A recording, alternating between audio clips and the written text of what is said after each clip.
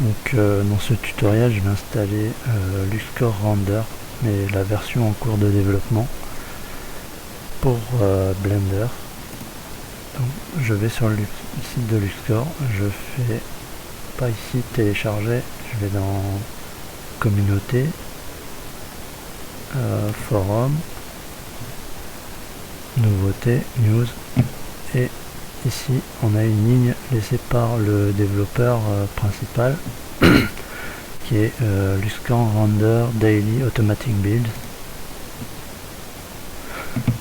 Donc il y a plusieurs fichiers.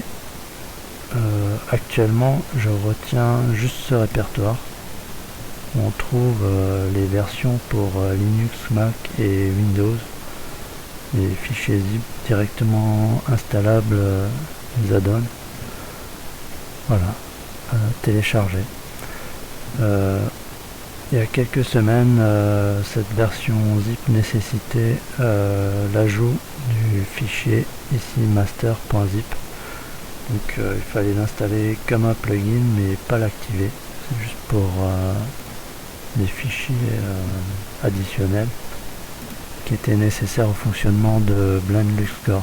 Donc je sais pas comment évolue la compilation, le cœur du logiciel. Je sais pas s'il nécessite encore ou nécessitera encore le fichier master.zip, mais ça a été le cas il n'y a pas longtemps.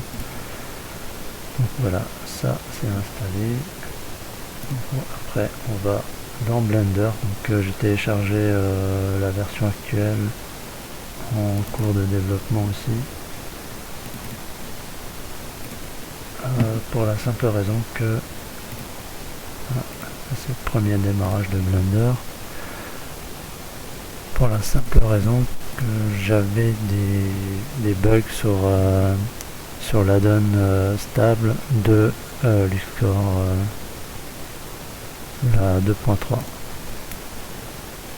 Alors ici je vais dans add-on, je vais dans installer et dans le répertoire téléchargement j'installe juste celui-là.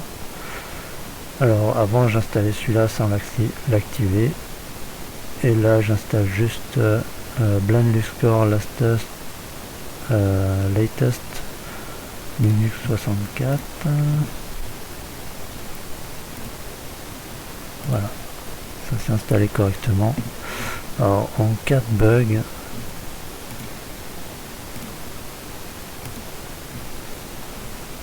en cas de problème d'installation, dans votre répertoire Home, vous activez les fichiers cachés et dans le point config il suffit d'effacer le répertoire Blender ici.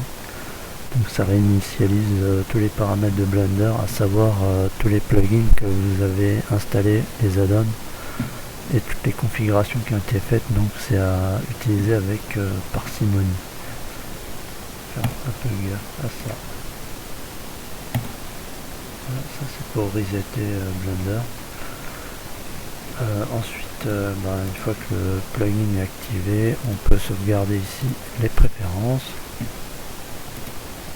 Ferme la fenêtre de paramétrage ici, et là on va changer, on peut aller en cycles pour voir si ça tourne, et on peut passer en LuxCore. Voilà. Use cycle settings, ça permet de récupérer les paramètres des shaders